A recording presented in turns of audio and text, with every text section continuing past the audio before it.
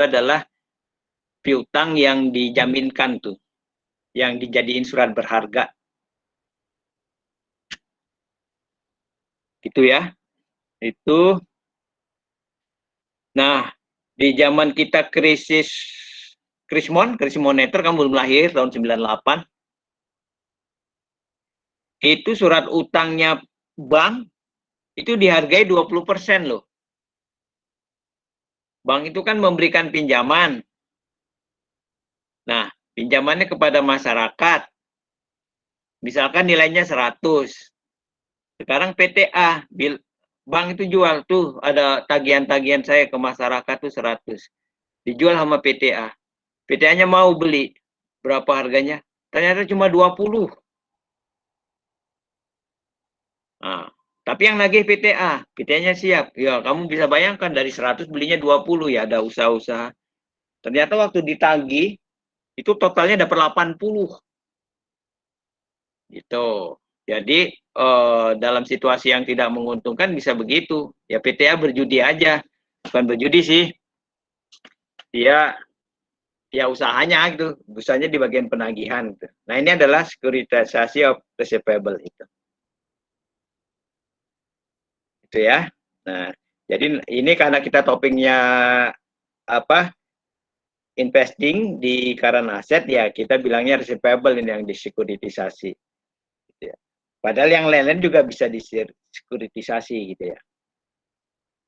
Oke. Kemudian kita juga ada namanya prepaid expense. Ini nggak pakai ends ya. Ini. Ini kalau kita bayar di muka kita dapat fasilitas ya. Dapat apa? Kelebihan. Nah, kelebihan itu sebagai aset. Misal kamu nyewa ruko 10 tahun, baru 2 tahun mau diusir sama itunya pemilik, yang enak aja ini ruko gua masih 8 tahun lagi loh. Gitu. Kan berarti kan kamu punya aset tuh. Baru di 2 tahun masih 8 tahun lagi. Nah, itu masuk prepaid expense. Jadi yang belum kita pakai.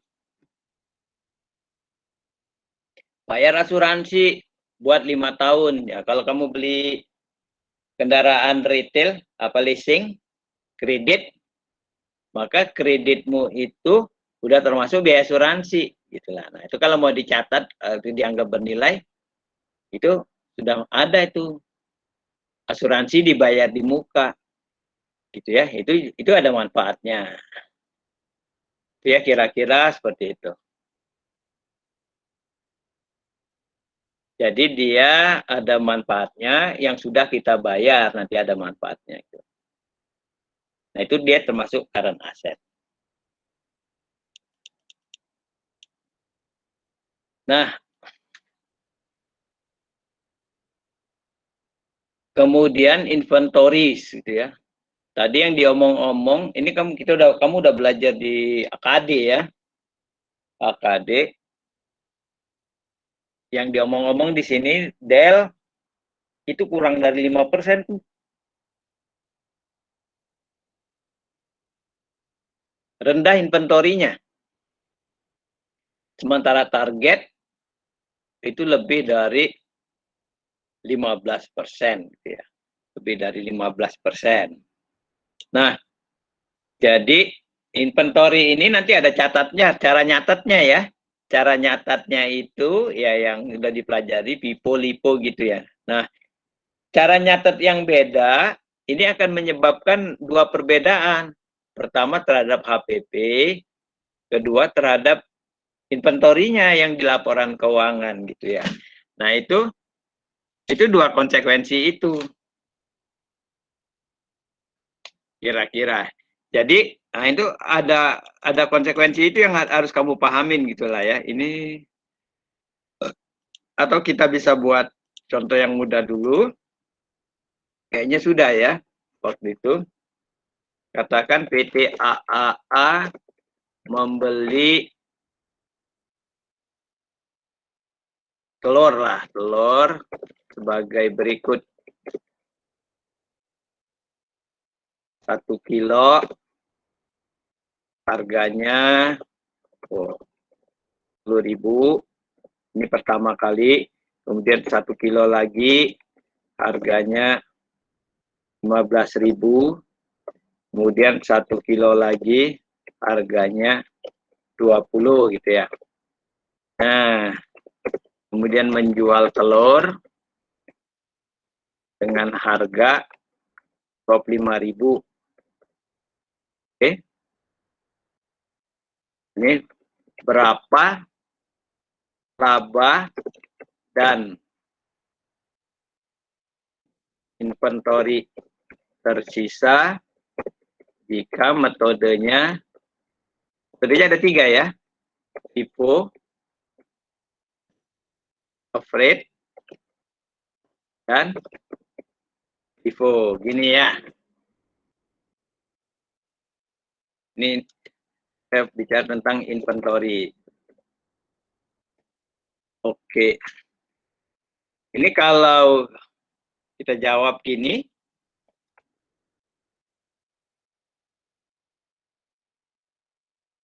jawabannya kita ada 3 kilo telur. Nilai belinya adalah 45.000. Berarti ini average-nya ini adalah 15.000 gitu ya. Ratanya. Kalau kita pakai metode FIFO, ini first in first out yang dibeli. Kalau pakai metode LIFO, ini last in out gitu ya. Oke. Jumlah yang kita beli 45. 45 ini. Nah, sekarang berapa labanya? Gitu. Nah, kan kita bisa buatkan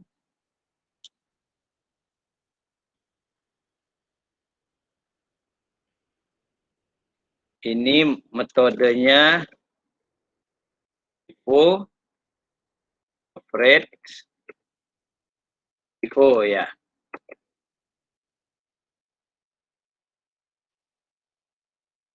Harga sama. Harganya tadi 25.000. Ini juga sama 25.000. Ini juga sama ya. Nah, HPP kalau FIFO kita pakai 10.000. Kalau LIFO pakai 20. Kalau rata-rata pakai 15. Bukan yang tengah ini ya, yang ini. Ini kebetulan aja sama. Itu ya. Kita HPP-nya ini pakai 10. Ini pakai 15. Ini pakai 20. Nah, kita dapat nih labanya. Labanya 15. Ini labanya 10 ya. Ini labanya 5. Tuh beda tuh. Nah, sekarang berapa inventory tersisa? Inventory sisanya. Nah, ini HPP-nya 10. Tadi berapa jumlah inventory-nya? 45. Berarti 45 kurang 10. 45 kurang 10, 35. Ini 30. Ini berarti 25 ya. Ini adalah 45 kurang.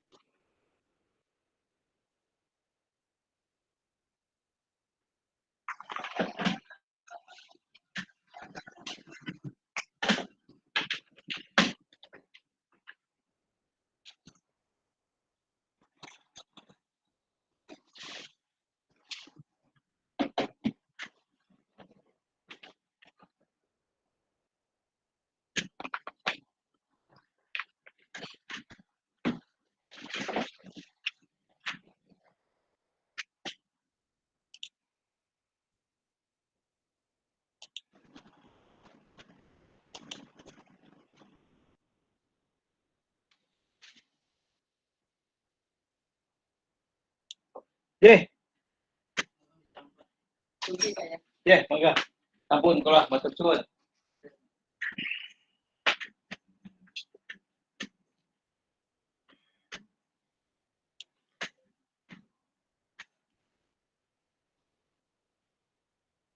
Jackson, sudah terdengar suara saya? Sudah, Pak. Oke.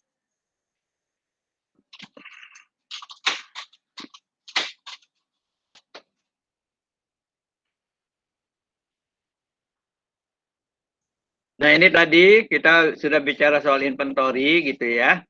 Jadi besaran laba kalau kita lihat dari contoh ini bisa berbeda dan juga sisa inventorinya. Nah, yang ini nanti ada di neraca di apa balance sheet, baca ya balance sheet.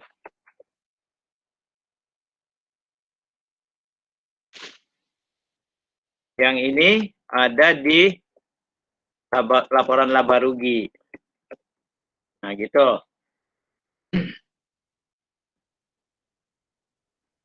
Saya tanya nih kamu 3 orang nih. Kalau dia ini situasinya normal lah gitu ya, situasi normal. Kamu pilih yang mana ini? Ini saya buatkan dulu. FIFO, Afraid, atau LIFO. Kalau kita mau buat pilihan, ini A, FIFO, B, Afraid, dan C, LIFO. Oke. 1 menit. Kamu boleh pilih yang mana. Nanti kasih tahu alasannya apa.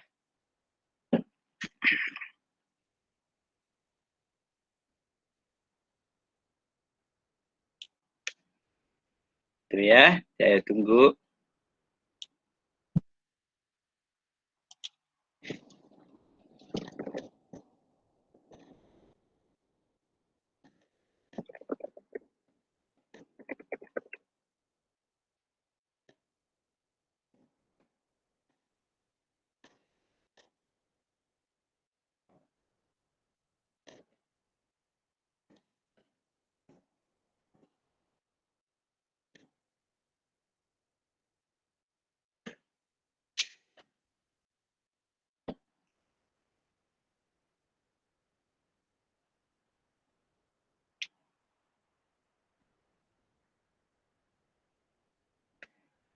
Oke.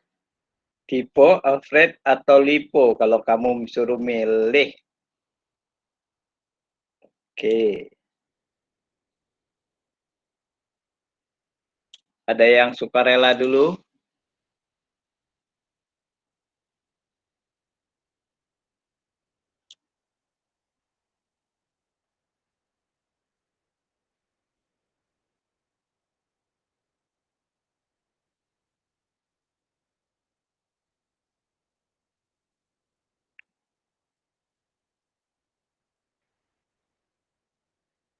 Oh, ada yang sukarela? Nggak ada. Oke, kalau nggak ada, saya pilihkan.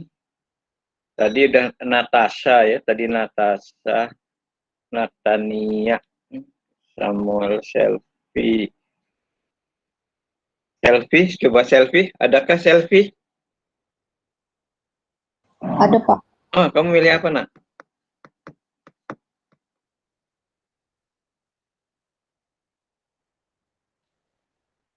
LIFO ya, Pak. LIFO, Soalnya alasannya labanya lebih kecil.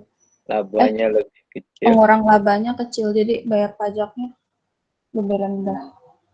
Ini ya, oke, selfie itu boleh. Jawab gitu, baik. Kemudian yang S bawahnya Cynthia. Adakah Cynthia? Ada, Pak. Oke, kamu milih apa, nak?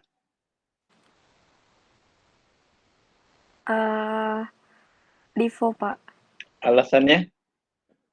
Boleh tampilin lagi nggak Pak layarnya? Kenapa? Boleh ditampilin lagi nggak Pak layarnya? Loh, emang nggak tampil ya?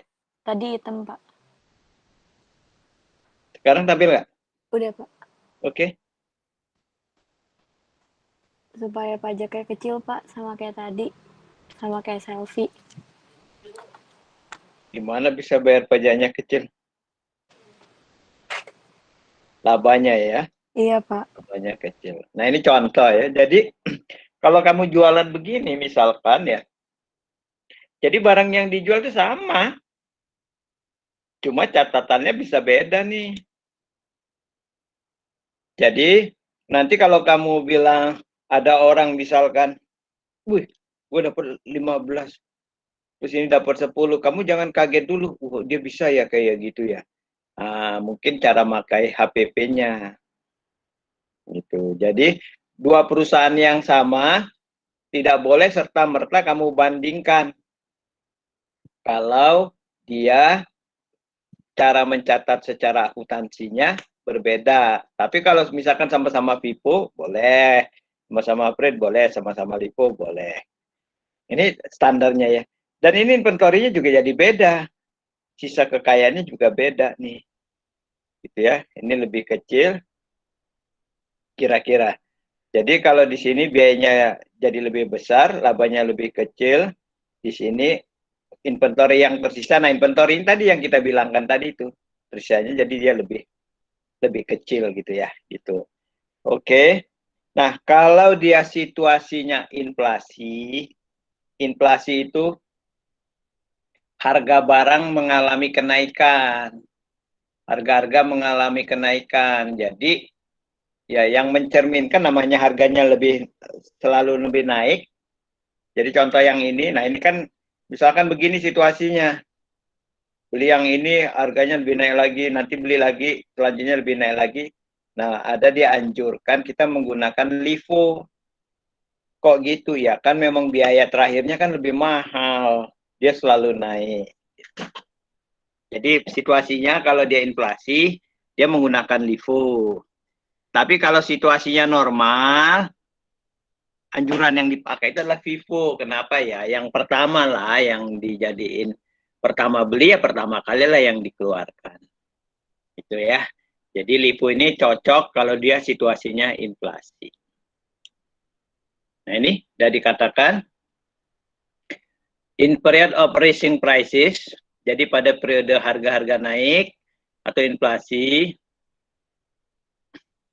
LIFO report ending inventory at price that can significantly lower than replacement cost. Jadi LIFO ini bisa dia lebih signifikan dia turun. Nah ini beda, gitu ya. Gitu.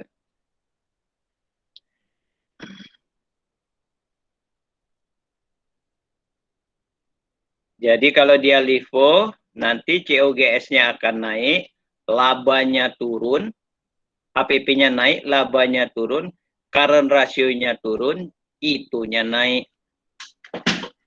Itu inventory turnover-nya. Kira-kira. Tapi yang perlu kita tahu, nah ini dia bisa beda begini ya. Kalau nanti dibalik, kalau pakai ini, labanya naik. Jadi kalau misal ya, misal kamu mengubah, tapi ini nggak boleh ya, tapi nanti untuk pengetahuanmu, karena ada alasan tertentu, misalkan kamu mengubah metode inventory-nya. Coba perhatikan. Misal di contoh ini, kamu mengubah dari LIFO ke FIFO. Maka kamu akan berubah labanya dari 5 menjadi 15. Gitu ya. Sekarang kamu ada kenaikan laba.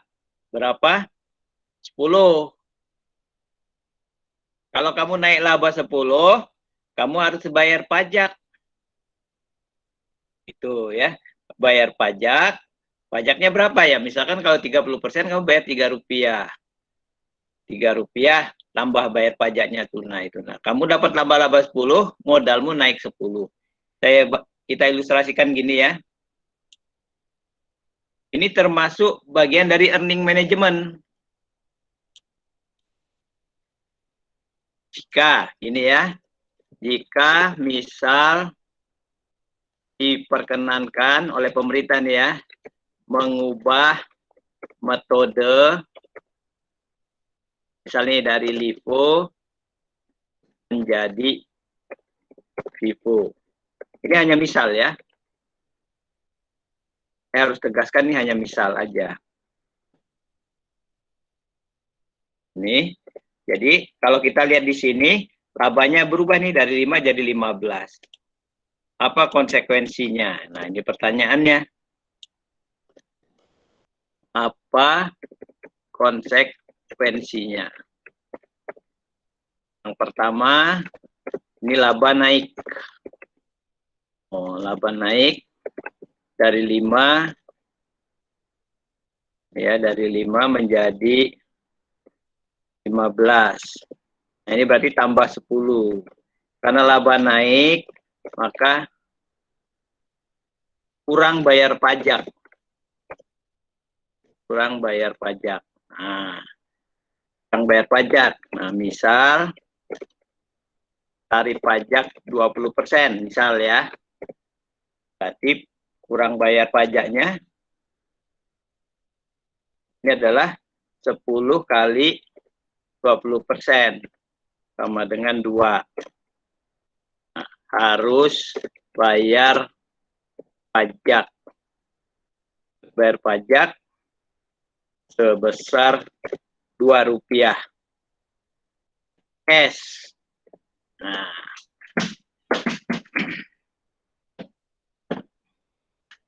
gitu ya. 1. Kedua,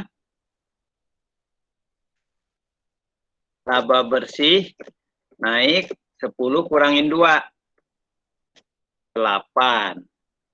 Nah, laba bersih naik 8, berarti nanti saldo laba naik 8.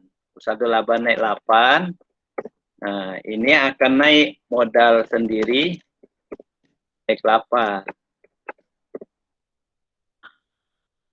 Jadi seolah-olah di neraca nanti modalnya naik, ekuitasnya 8. Dalam catatannya, tapi yang paling penting kamu harus bayar ini. Cash.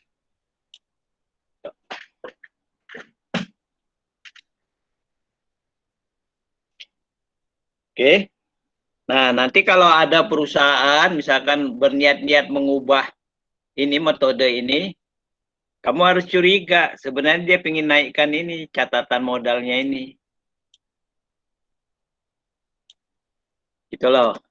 Kalau dia jual ke orang, kejual gitu ya, maka dia kan akan bertambah sebesar 8.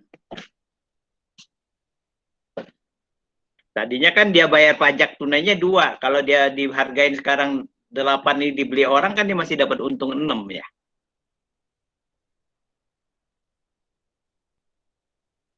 Ada pertanyaan sampai situ?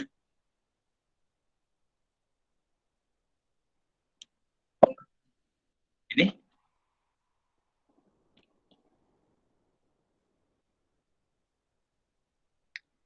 Itu ya, oke. Ini sudah, saya kira.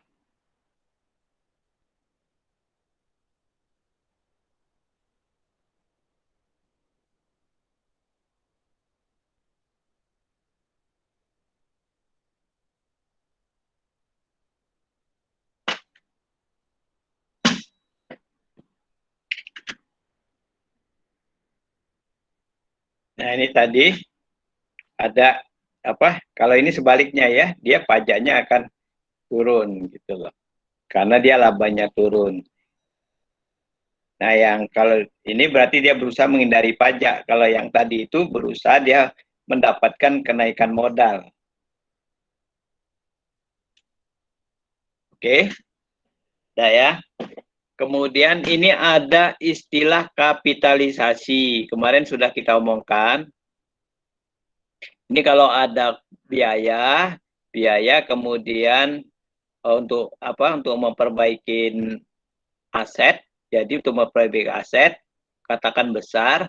Nah, biaya itu dijadiin aset. Nah, itu namanya kapitalisasi.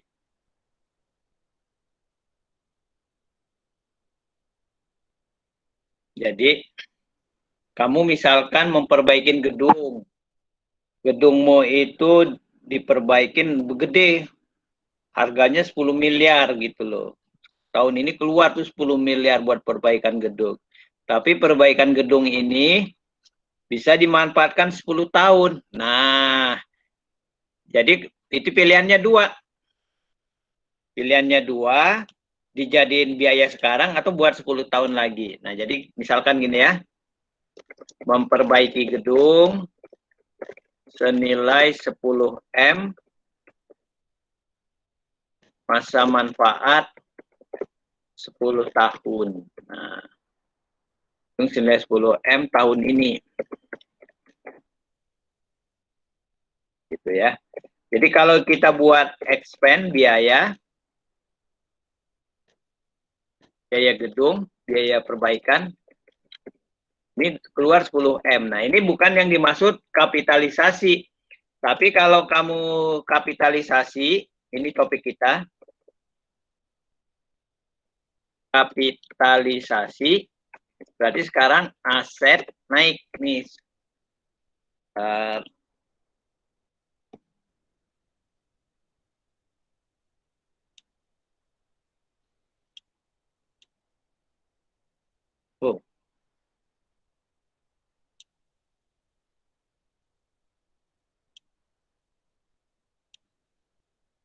Nah, asetnya naik 10 M.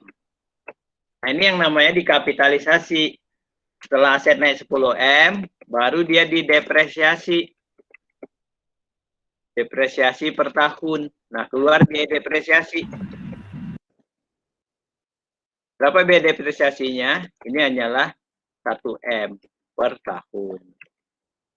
Nah, jadi nanti di neraca kamu, jadi kalau jika aset sebelumnya senilai 25 M, maka sekarang nilainya menjadi 35 M. Ada pertanyaan?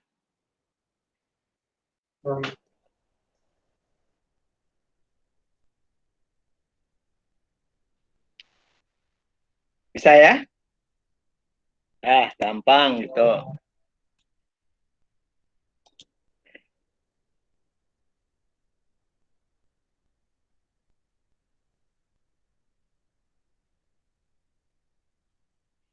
Sama dengan itu, ini juga ada istilahnya alokasi. Alokasi itu apa? Depresiasi, tapi yang sifatnya bukan yang tangible. Tangible itu yang nampak ya. Yang intangible itu yang tidak tampak. Nah, jadi misal gini. Saya tuliskan di sini.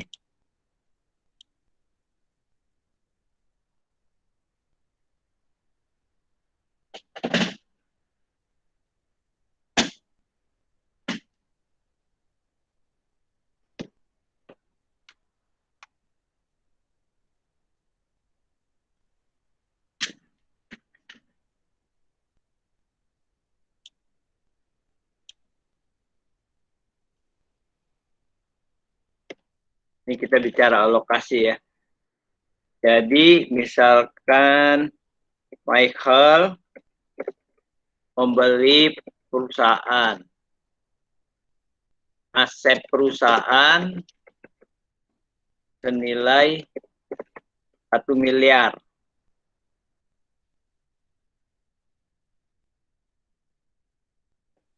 Jangan 1 miliar. Tulisnya 1.000 juta. Ini ya, 1.000 juta. Asetnya. Michael membeli seharga 1.250 juta. Nah, jadi di sini timbul kelebihan bayar. Kelebihan bayar ini senilai 250 juta. Nah, ini yang namanya intangible.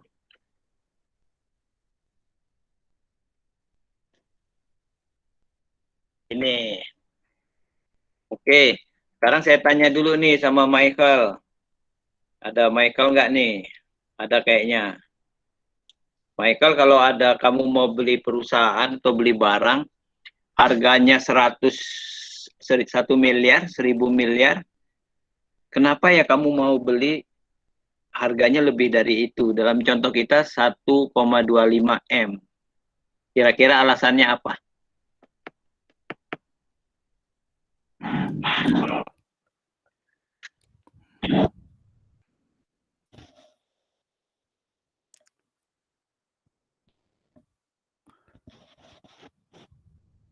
Mungkin asetnya ke depannya bisa lebih untung, Pak. Aset ke depannya lebih untung. Oke. Mungkin ya. Coba kita dengar tadi. Michael, Melissa, Vin, Timot, Vina. Adakah Vina? Vin, kenapa Vin? Kira-kira?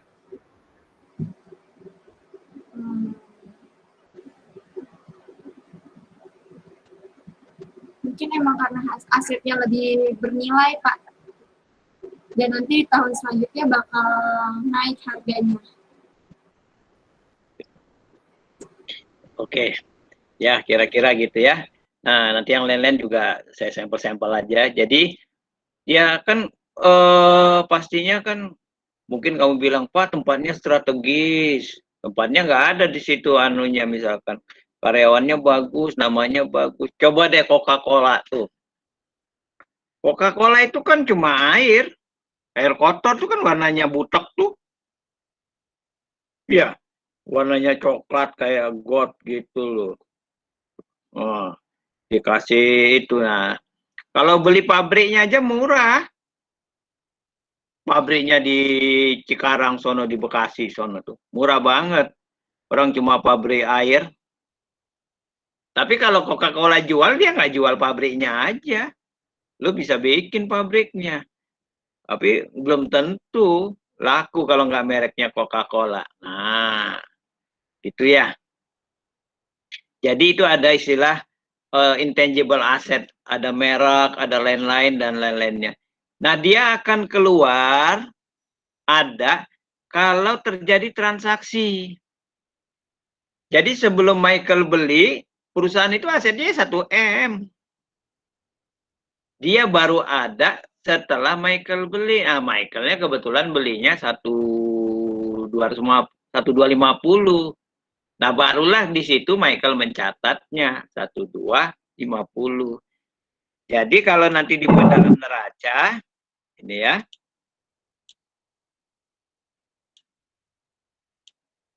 Nah, di sini asetnya, ini saya sederhanakan.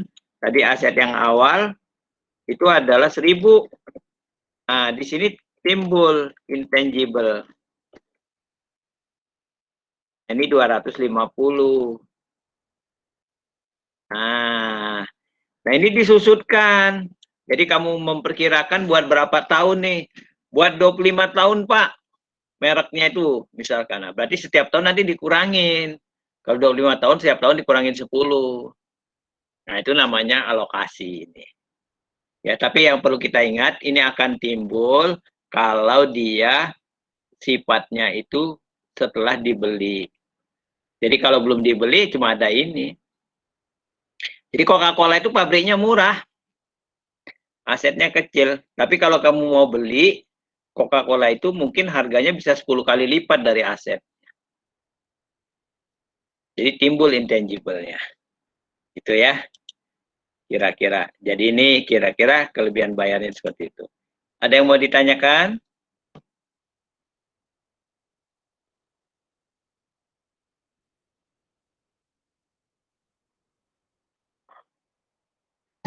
Belum, Pak. Oke. Ini ada impairment, istilah juga ya, rating down, ini dicoret. Kalau nilai bukunya lebih tinggi dari nilai pasarnya. Ini barang-barang yang udah nggak laku. Coba kamu misalkan dagang, jualan alat tulis. Yang kamu jual disket. Kamu tahu disket nggak sih? Saya cek dulu nih. Tes sampel 1. Wahyu tahu disket nggak, Wahyu? Eh, enggak, Pak. Enggak. Oh, enggak. Mas Ugi, tahu disket nggak, Gi? Buat nyimpen file, Pak. Oh, simpan file. Emang kamu tahu pernah lihat Yang kedis bukan sih, Pak? yang apa? Yang kedis. Kayak disk. Oke. Kayak CD ya? Iya, mungkin, Pak. Enggak mungkin. Saya satu lagi, Stephanie Christie. Tahu disket nggak?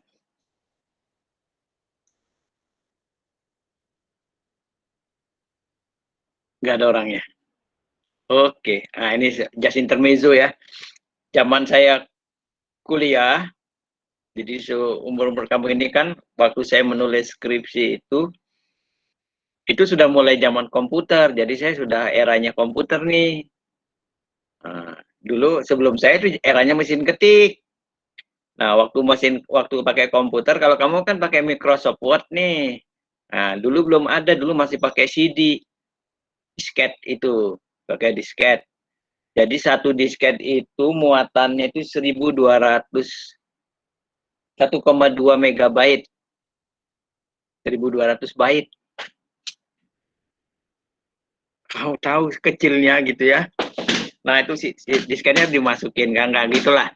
Ini itu di luar dari yang kita topikkan, tapi zaman itu kira-kira seperti itu saya mengalaminya era pertama, tapi saya udah bersyukur tuh sudah di zaman komputer, udah bisa disimpan, tapi simpannya di disket itu, dipakai disimpan gitulah.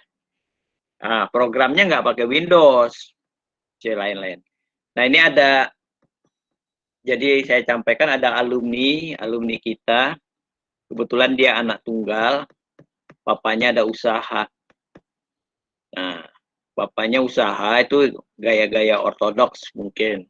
Anaknya kan sudah kuliah nih. Jadi kebetulan ini ya kayak barang-barang gini, menurut anaknya barang-barang itu udah nggak ada nilainya. Jadi kalau anaknya bilang buang, nah, kalau papanya enggak, papanya bilang nggak ada nilainya, tapi ada nilai kenangan sejarahnya, enggak. Nah, kita ngomong ke anaknya kan, generasi kamu nih.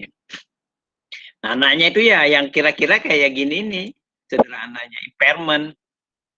Orang nggak laku, Pak, udah nggak ada lagi. Udahlah, buang, menuhin gudang, buang aja. Nah, itu kan berarti kan nilai bukunya lebih gede dari nilai pasarnya. Iya. Menurut papanya udah dibeli, udah ini, siapa tahu laku. Nah, dia nggak gitu. Contoh itu tadi disket tuh. Kalau kamu punya toko alat tulis, juga masih ada disketnya, buang aja. Dihapuskan itu. Oh, harga belinya 1 juta. Ya udah dihilangkan 1 juta, jangan dijadiin inventory. Itu ya, ini writing down. Impairment untuk barang-barang yang nilai bukunya ada lebih tinggi dari pasarnya. Ini barang-barang yang ketinggalan zaman. Out of date gitulah. Itu ya, dihapuskan. Ada pertanyaan? Paham ya?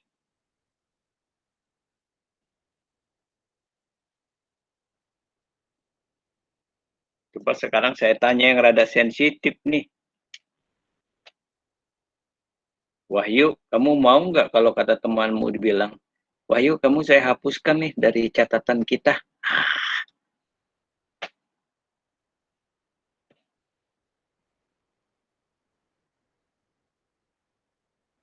Apa kamu jawabannya, Wahyu?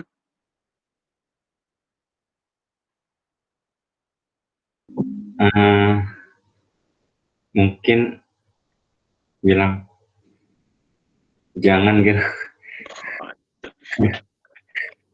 Pasrah betul ya. Jangan dong. Coba saya tanya sama yang cewek lah. Ini panelnya. Jadi Vina aja deh yang udah nampil di sini namanya. Vina, kalau kamu digituin jawabanmu apa, Vina? Ya, nanya kenapa dihapuskan, Pak. Oke. Ada alasan yang tepat gitu nggak sih? 1, 2. Coba satu lagi nih. Timothy, kira-kira kalau kamu jawabannya apa, Timothy? Saya juga nanya alasannya kenapa, Pak. Itu ya, bagus kamu. Loh, mungkin yang lebih bagus, terserah lu aja deh, EGP. Lu ngapus gua hapus juga lu. Wah, gitu. Lu nggak tergantung gua juga sama. Nah, gitu dong. Lu impairment gua impairment lu.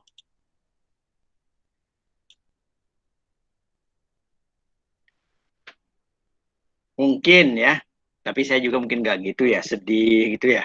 Nah, nggak usah sedih lah. Ya ini just intermezzo ya.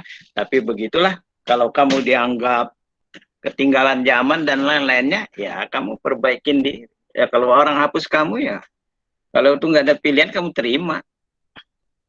Jadi hapus saya, Pak. Kenapa? Kamu kurang hebat. Ya berarti kamu harus jadi hebat. Kalau kamu jadi hebat, kamu nggak akan dihapus orang. Itu cuma intermezzo ya, bukan buat jawaban ujian. Itu. Tapi prinsipnya begitu. Selama kita lebih baik, berarti nilai kita lebih tinggi dari nilai pasar, maka kamu nggak bisa dihapuskan. Aku tak dapat menghapuskan dirimu dari kenangan hidupku. Oh, mengapa begitu? Oh, karena kau sungguh berarti. Gitu. Ya. Oke. Nah, ini kalau bedanya kapitalisasi dengan expand, kalau dia kapitalisasi nanti income-nya akan lebih smooth dia. Akan lebih smooth. Kenapa dia lebih smooth? Lebih smooth itu lebih rapi ya, lebih rata.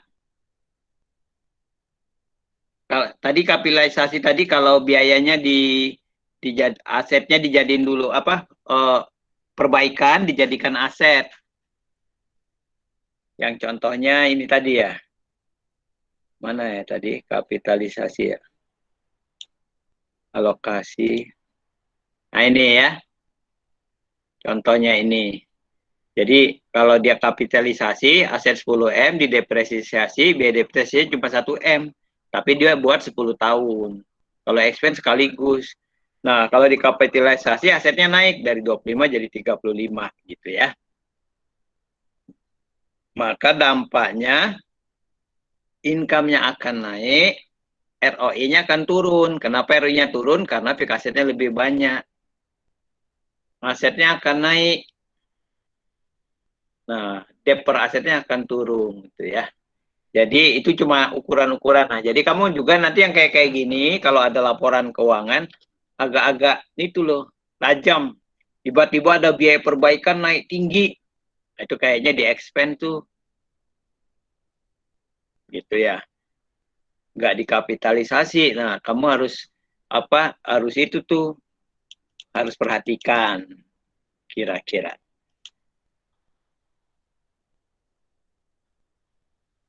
Ini juga sama, kalau natural resources juga itu ada namanya depletion. Jadi aset juga, pabrik juga ada. Jadi ini cuma nama-namanya aja yang beda-beda, tapi semua maksudnya didepresiasi ya.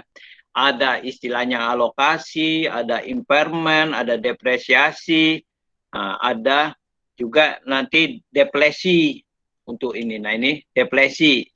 Deplesi ini kalau dia sumber daya alam, maksudnya itu sama dia didepresiasi. Itu ya, didepresiasi. Nah, itu aja. Jadi semua aset-aset itu harus didepresiasi.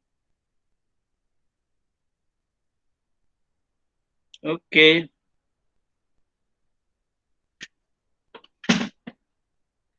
Nah, ini beberapa bentuk beberapa hal tentang intangible asset. Aset yang tidak tangible. Pertama itu right privilege ini kayak hak cipta dan lain-lainnya ya. Itu kira-kira karakternya sebenarnya future benefitnya itu belum tentu, belum kelihatan, uncertainty. Jadi yang kita perkirakan itu dia memberikan manfaat segini-segini itu cuma perkiraan aja. Dan yang kedua, yang paling penting, lack of physical existency. Jadi dia tidak punya tidak ada fisiknya. Kalau kamu punya jualan mie goreng bersebelahan, A dengan B, pegawainya sama-sama 2 tuh. Misalkan yang goreng. Cuma kok rasanya beda ya? Nah, yang satu kan lebih ahli tuh dalam membuat. Yang satu ya biasa aja. Nah, jadi sebenarnya secara fisik kedua-duanya sama, dua orang gitu. Nggak ada perbedaan fisiknya. Cuma diakui yang situ rame karena dia kokinya ahli. Nah, keahlian koki itu intangible asset. Itu ya, kira-kira itu. Nah, itu kalau nggak dijual, usaha nasi gorengnya nggak ketahuan tuh intangible assetnya. Nanti kelihatan dari larisnya itu aja. Nah, kalau mau dijual sama koki-kokinya, kamu bisa bilang kokinya ini ahli banget nih. Lihat aja warung kita ini laris. Jadi kalau kamu beli usaha nasi goreng ini sama kokinya, ya itu kok kamu udah langsung dapat, udah pasti larisnya, kokinya hebat ya. Jadi harganya bukan harga usahanya aja, termasuk harga kokinya gitu. Ya, nah itu kira-kira. Ini modelnya. Saya kira sama. Question 42 dan 43. Oke lah. Coba mungkin kita berhenti dulu presentasi lah ya. Ngobrol-ngobrol dulu lah.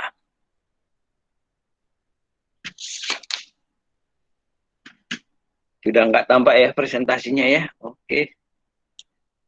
Nah, tadi kita sudah sampaikan, jadi itu soal cash dan lain-lainnya ya. Ya. Kamu bukunya udah download kan ya? Udah, Pak. Udah. Ini apa ini kuisnya? Dia minta kuis di 42 dan 43 halaman 251. Oke. Mungkin ini kuisnya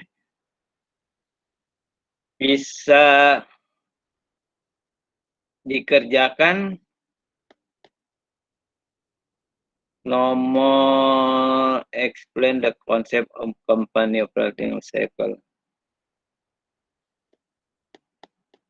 Nomor 42 aja ya.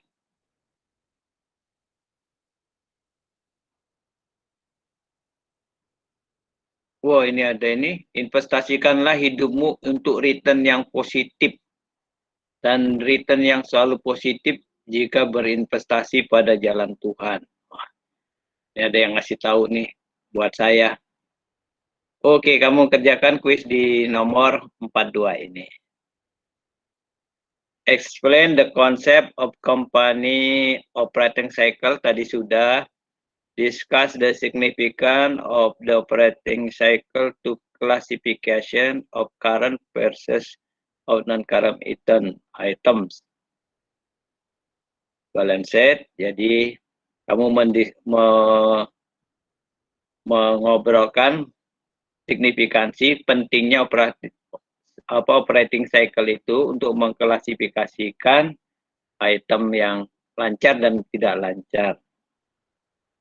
Is the operating cycle concept useful in measuring the current debt paying ability of company and the liquidity of its working capital component? Apakah konsep operating cycle ini merupakan ukuran yang bagus, yang berguna untuk mengukur kemampuan membayar hutang dan likuiditas dari komponen modal kerja?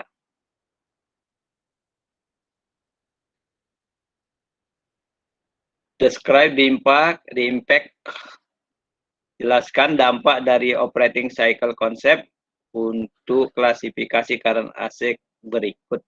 Tobacco, liquor, dan retailing. Saya kira yang nomor D-nya nggak usah. 42 itu adalah ABC.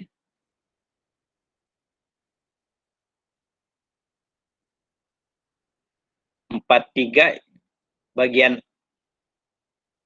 atau B ya. Yang A, identify the main concern in analysis of account receivable. Identifikasikan apa hal utama dalam analisis piutang. Yang B-nya describe information, jelaskan that we should collect to assess the risk of other than the payable independence. Hal lain yang di luar dari laporan keuangan that we should collect yang bisa kita lakukan to mengakses the risk of non-collectible receivable. Jadi jelaskan yang di luar dari laporan keuangan apa yang bisa kita gunakan untuk memperkirakan risiko piutang tidak tertagih. Nomor 43B ini kayaknya bagus nih untuk kamu pikirkan. Oke, kamu buat sekarang ini yang 42, yang buat minggu depan itu 42 ABC aja ya. ABC yang buat minggu depan 43B. Nanti saya buatkan di Moodle-nya.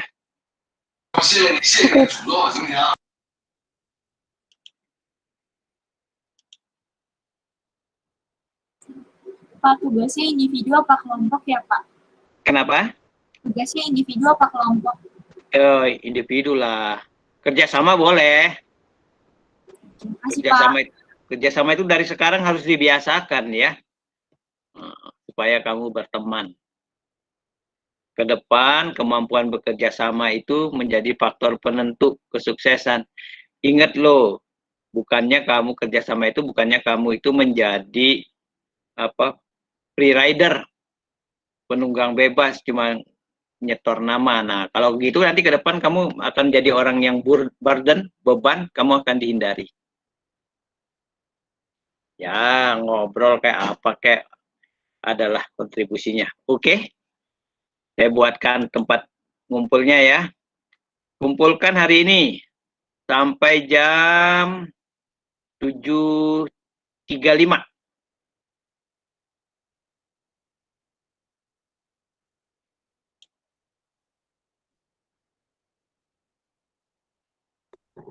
Pak, maaf, tadi halaman berapa ya? Saya lupa. Halaman 34. Oh ya, makasih Pak. Di sini.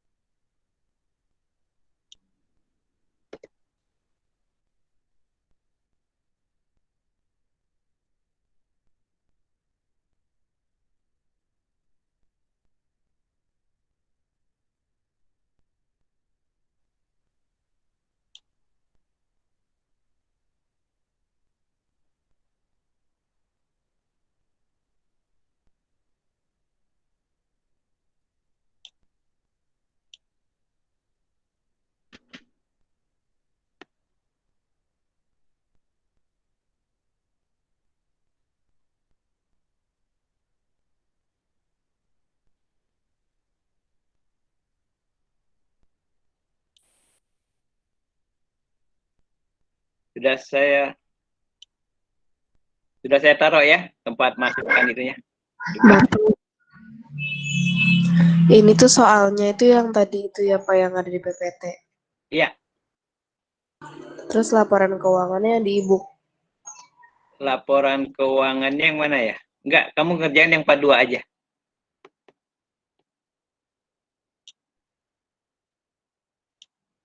Dia ada di e-books-nya ya. E-books-nya nomor 42 soalnya.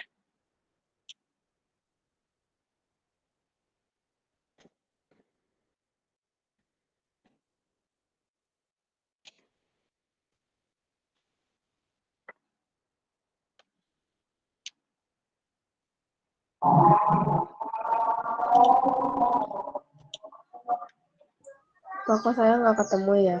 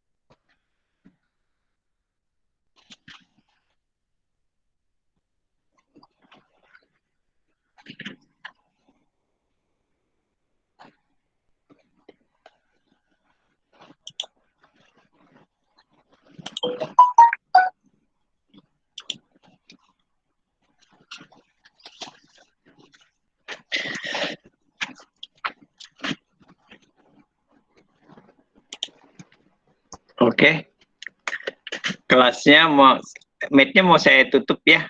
Nanti kamu tinggal masukkan aja kalau ada. Bentar, saya kencangkan dulu suaranya.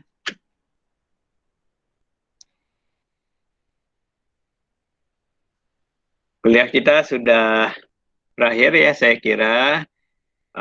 Kamu nanti itu kerjakan part 2 tadi, nanti dikumpulkan. Kalau ada yang tidak jelas, tanya aja ya, atau nanti minggu depan lanjutkan.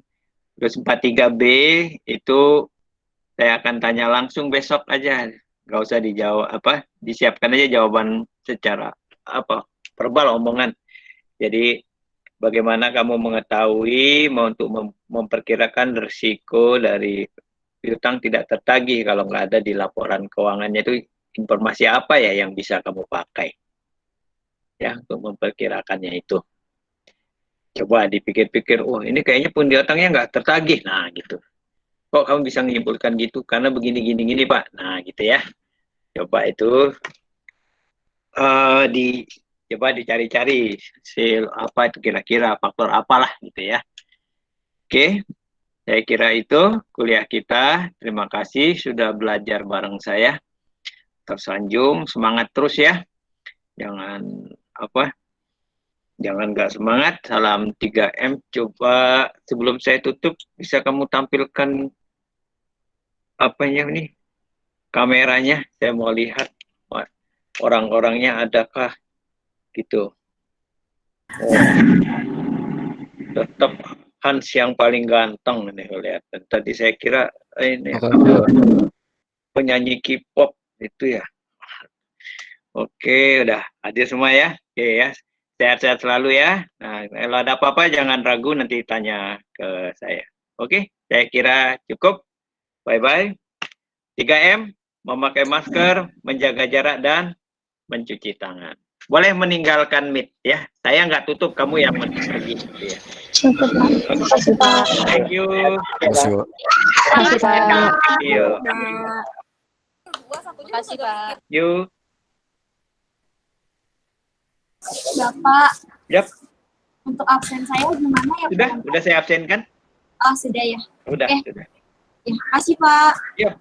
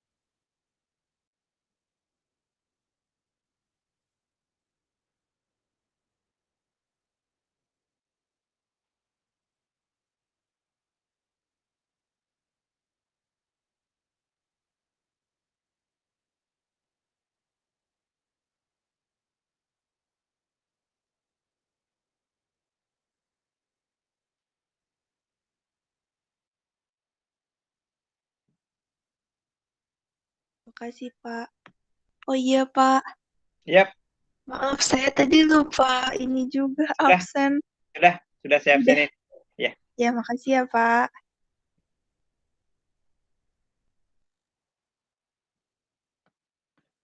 Look at the face. I know the years are showing. Look at this life. I still don't know where it's going. I don't know much, but I know how to love you.